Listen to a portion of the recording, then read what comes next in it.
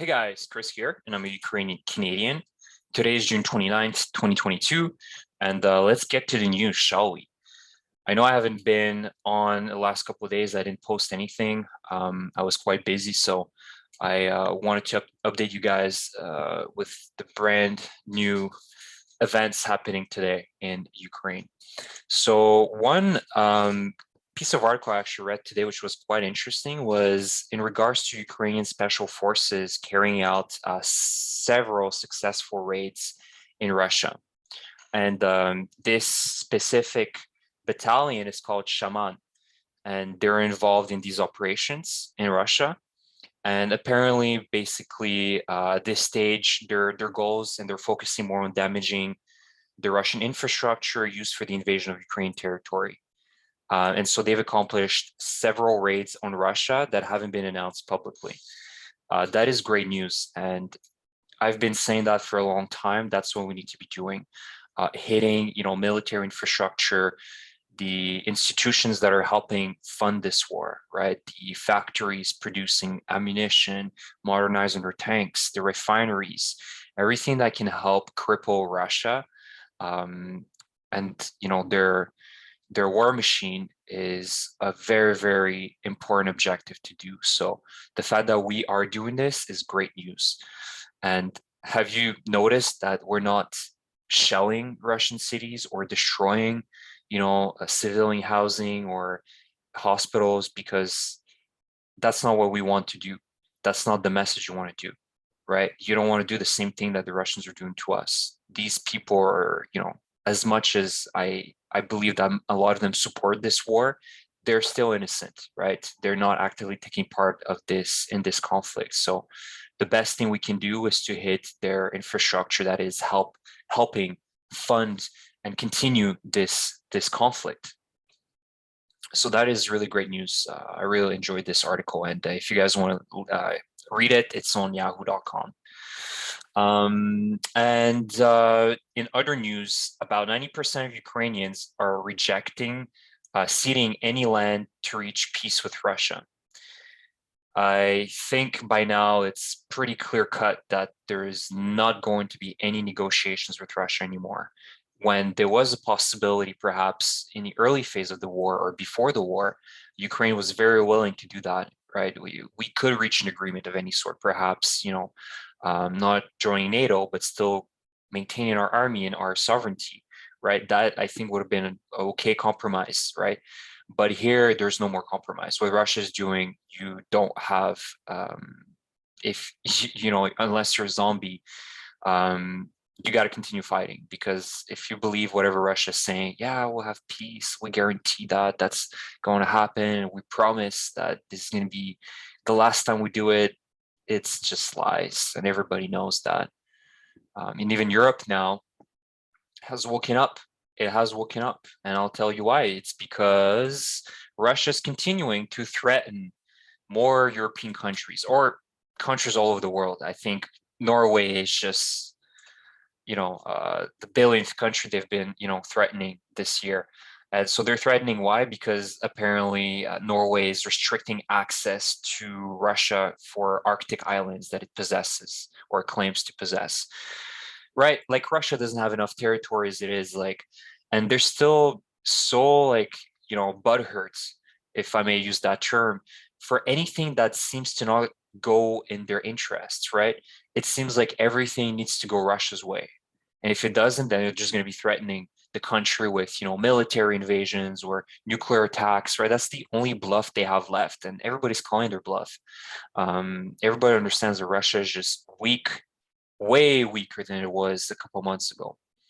So, in other news as well, in the same sense, I'm expecting a lot of yelling from Russia tomorrow or today. NATO is formally inviting Finland and Sweden to join the alliance. If any of you guys remember, the main issue why it wasn't done earlier was because Turkey was having some concerns. They tried to pull some geopolitical cards. I guess they came to consensus in the last few days. And officially now, Finland and Sweden are going to be admitted to NATO, as far as I'm concerned. It still needs to be formalized and all that, but it is very likely to happen soon. And that's great news. I mean, again, whatever Putin tried to do earlier this year by trying to fragmentize Europe, he only made it stronger. Countries that were once neutral or didn't want to take part in assisting Ukraine are now surprisingly assisting Ukraine more than ever. And even now, Germany has been sending their Panzer Haubitze 2000, their best piece of artillery, although not that many, but still to Ukraine is a huge indication that the rhetoric is changing within Europe. If you guys remember a couple of days ago, I was complaining that they're not doing enough.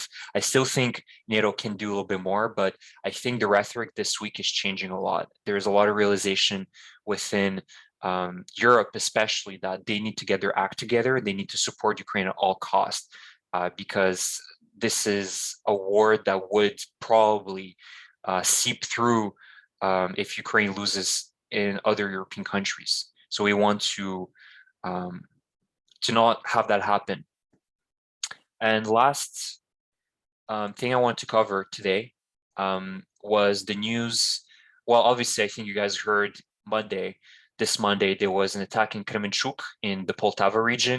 Actually, there was several attacks all over Ukraine, but the most disastrous one was the Russian cruise missile that hit a shopping mall in Kremenchuk, in the city in Poltava Oblast.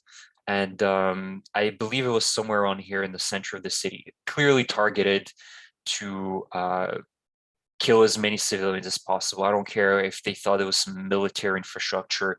You don't send cruise missiles in the center of a city expecting to have zero human casualties or civilian casualties. This was targeted.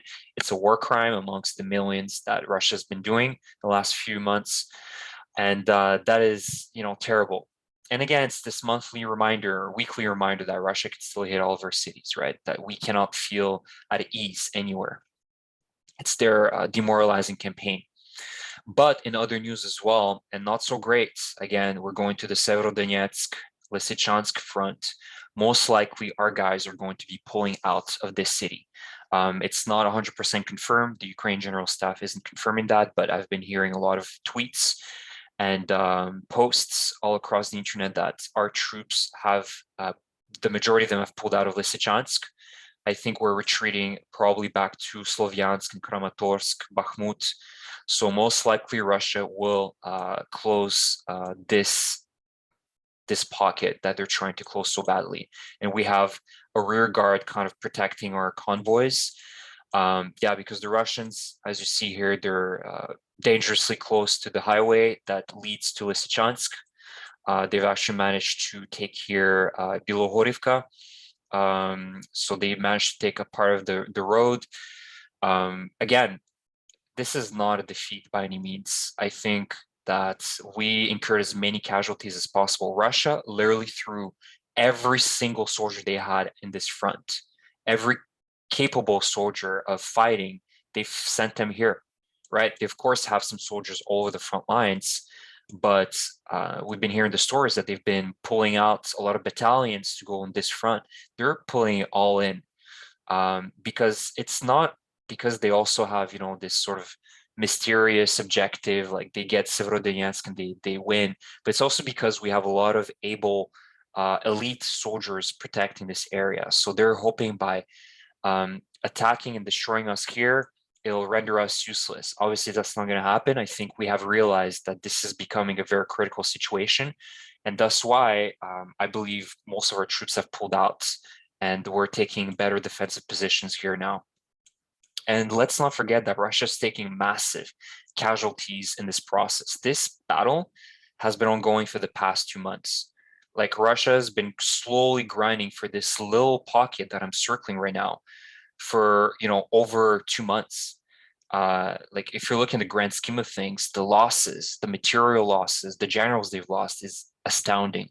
So I see it as a clear, a Pyrrhic victory for Russia in this situation. So that's it, guys. Thank you for tuning in. I appreciate any new viewers, subscribers, any new comments. If you liked what I said, if you don't like, leave a comment, like my video, and subscribe if you want more content in the future. I really appreciate any feedback. Thank you, guys, and I'm wishing you a great end of the day. Take care.